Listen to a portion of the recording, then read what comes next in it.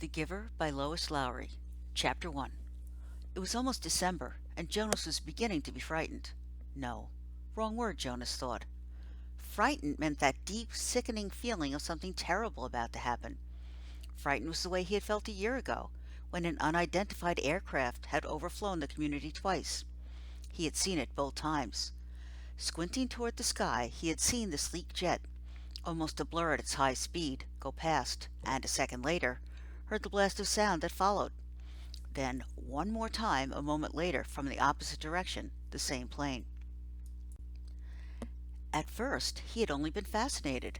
He had never seen an aircraft so close, for it was against the rules for pilots to fly over the community.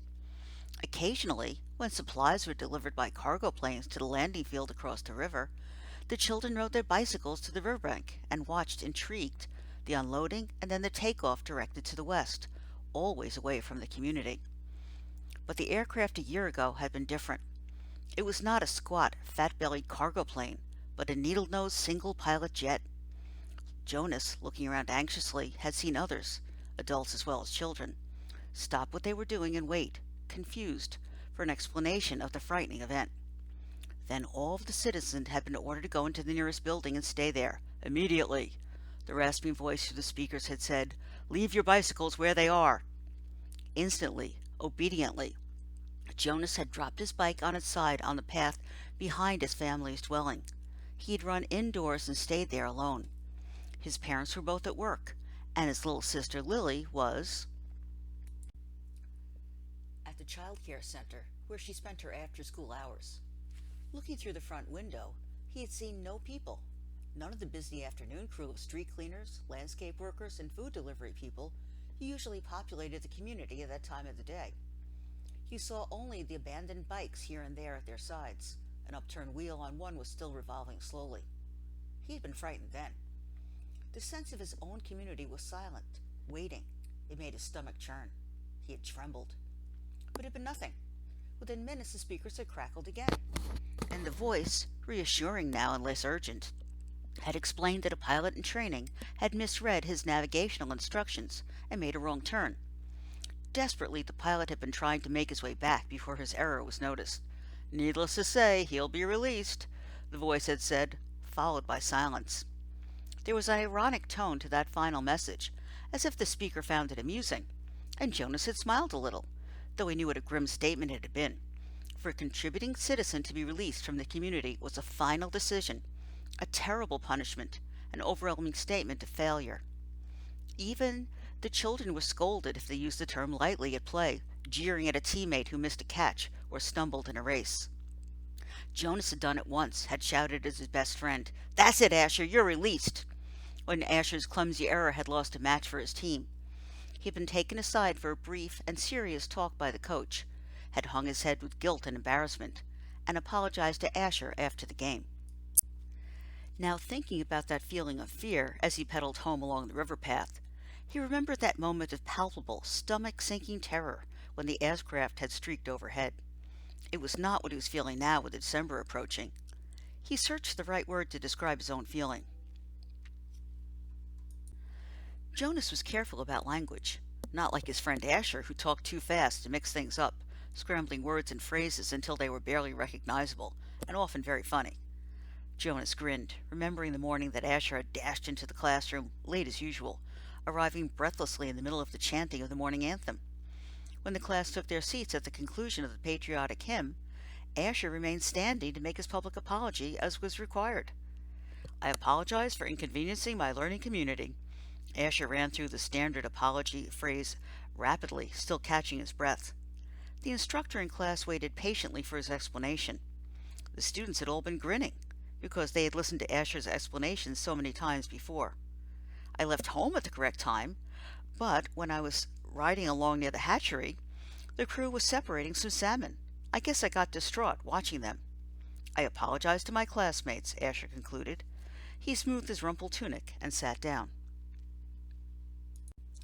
"We accept your apology, Asher," the class recited the standard response in unison. Many of the students were biting their lips to keep from laughing. "I accept your apology, Asher," the instructor said. He was smiling.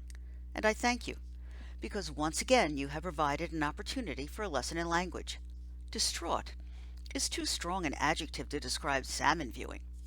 He turned and wrote distraught on the instructional board. Beside it he wrote distracted. Jonas, nearing his home now, smiled at the recollection. Thinking still, as he wheeled his bike into its narrow port beside the door, he realized that frightened was the wrong word to describe his feelings, now that December was almost here. It was too strong an adjective. He'd waited a long time for this special December. Now that it was almost upon him, he wasn't frightened, but he was eager, he decided. He was eager for it to come. And he was excited, certainly. All of the 11s were excited about the event that would be coming so soon. But there was a little shudder of nervousness when he thought about it, about what might happen. Apprehensive, Jonas decided. That's what I am. Who wants to be the first tonight for feelings? Jonas's father asked at the conclusion of their evening meal. It was one of the rituals, the evening telling of feelings. Sometimes Jonas and his sister Lily argued over turns, over who would get to go first. Their parents, of course, were part of the ritual. They, too, told their feelings each evening. But, like all parents, all adults, they didn't fight and wheedle for their turn. Nor did Jonas tonight. His feelings were too complicated this evening. He wanted to share them, but he wasn't eager to begin the process of sifting through his own complicated emotions, even with the help that he knew his parents could give. You go, Lily, he said, seeing his sister, who was much younger, only a 7, wiggling with impatience in her chair. I felt very angry this afternoon, Lily announced. My childcare group was at the play area, and we had a visiting group of 7s, and they didn't obey the rules at all. One of them, a male, I don't know his name, kept going right to the front of the line for the slide, even though the rest of us were all waiting. I felt so angry at him. I made my hand into a fist like this. She held up a clenched fist, and the rest of the family smiled at her small, defiant gesture. Why do you think the visitors didn't obey the rules? Mother asked. Lily considered and shook her head. I don't know. They acted like animals? Jonas suggested. He laughed. That's right, Lily said, laughing too. Like animals. Neither child knew what the word meant exactly, but it was often used to describe someone uneducated or clumsy, someone who didn't fit in. Where were the visitors from? Father asked. Lily frowned, trying to remember. Our leader told us when he made the welcome speech, but I can't remember. I guess I wasn't paying attention. It was from another community. They had to leave very early, and they had their midday meal on the bus. Mother nodded. Do you think it's possible that their rules may be different? And so they simply didn't know what your play area rules were? Lily shrugged and nodded. I suppose. You've visited other communities, haven't you? Jonas asked. My group has, often. Lily nodded again. When we were 6s, we went and shared a whole school day with a group of 6s in their community. How did you feel when you were there? Lily frowned. I felt strange, because their methods were different. They were learning usages that my group hadn't learned yet, so we felt stupid. Father was listening with interest. I'm thinking, Lily, he said, about the boy who didn't obey the rules today. Do you think it's possible that he felt strange and stupid, being in a new place with rules that he didn't know about? Lily pondered that. Yes, she said finally. I feel a little sorry for him, Jonas said, even though I don't even know him. I feel sorry for anyone who's in a place where he feels strange and stupid. How do you feel now, Lily? Father asked. Still angry? I guess not, Lily decided. I guess I feel a little sorry for him, and sorry I made a fist. She grinned. Jonas smiled back at his sister. Lily's feelings were always straightforward, fairly simple, usually easy to resolve. He guessed that his own had been too when he was a 7. He listened politely, though not very attentively, but when his father took his turn, describing a feeling of worry that he had that day at work, concern about one of the new children who wasn't doing well. Jonas's father's title was nurturer. He and the other nurturers were responsible for all the physical and emotional needs of every new child during its earliest life. It was a very important job, Jonas knew, but it wasn't one that interested him much. What gender is it? Lily asked. Male, Father said. He's a sweet little male with a lovely disposition, but he isn't growing as fast as he should, and he doesn't sleep soundly. We have him in the extra care section for supplementary nurturing, but the committee is beginning to talk about releasing him. Oh no, Mother murmured sympathetically. I know how sad that must make you feel. Jonas and Lily both nodded sympathetically as well. Release of new children was always sad, because they hadn't had a chance to enjoy life within the community yet, and they hadn't done anything wrong. There were only two occasions of release which were not punishment. Release of the elderly, which was a time of celebration for a life well and fully lived, and a release of a new child, which was always brought a sense of what could we have done. This was especially troubling for the nurturers, like Father, who felt they failed somehow, but it happened very rarely. Well, Father said, I'm going to keep trying. I may ask the committee for permission to bring him here at night, if you don't mind. You know what the night crew nurturers are like. I think this little guy needs something extra. Of course, Mother said, and Jonas and Lily nodded. They had heard Father complain about the night crew before. It was a lesser job, night crew nurturing, assigned to those who lacked the interest or skills or insight for the more vital jobs of the daytime hours. Most of the people on the night crew had not even been given spouses because they lacked, somehow, the essential capacity to connect to others, which was required for the creation of a family unit. Maybe we could even keep him, Lily suggested sweetly, trying to look innocent. The look was fake, Jonas knew. They all knew. Lily, Mother reminded her, smiling, you know the rules. 2 children, 1 male, 1 female, to each family unit. It was written very clearly in the rules. Lily giggled. Well, she said, I thought maybe just this once. Next, Mother, who held a prominent position at the Department of Justice, talked about her feelings.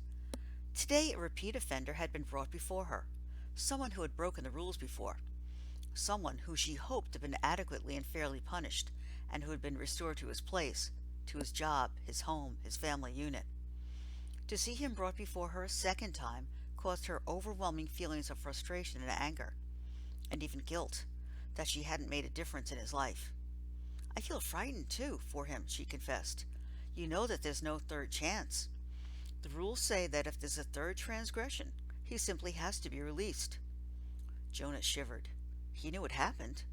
There was even a boy in his group of 11s whose father had been released years before. No one ever mentioned it. The disgrace was unspeakable. It was hard to imagine. Lily stood up and went to her mother. She stroked her mother's arm. From his place at the table, Father reached over and took her hand. Jonas reached for the other. One by one, they comforted her.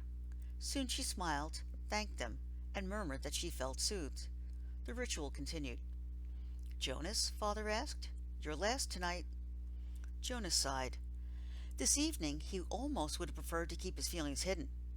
But it was, of course, against the rules. I'm feeling apprehensive, he confessed, glad that the appropriate descriptive word had finally come to him. Why is that, son? His father looked concerned. I know there's really nothing to worry about, Jonas explained, and that every adult has been through it. I know you have, Father, and you too, Mother. But it's the ceremony that I'm apprehensive about. It's almost December. Lily looked up, her eyes wide. The ceremony of 12, she whispered in an awed voice. Even the smallest children, Lily's age and younger, knew that it lay in the future for each of them. I'm glad you told us of your feelings, Father said. Lily, Mother said, beckoning to the little girl, go on now and get into your night clothes. Father and I are going to stay here and talk to Jonas for a while. Lily sighed, but obediently she got down from her chair. Privately? She asked. Mother nodded. Yes, she said. This talk will be a private one with Jonas.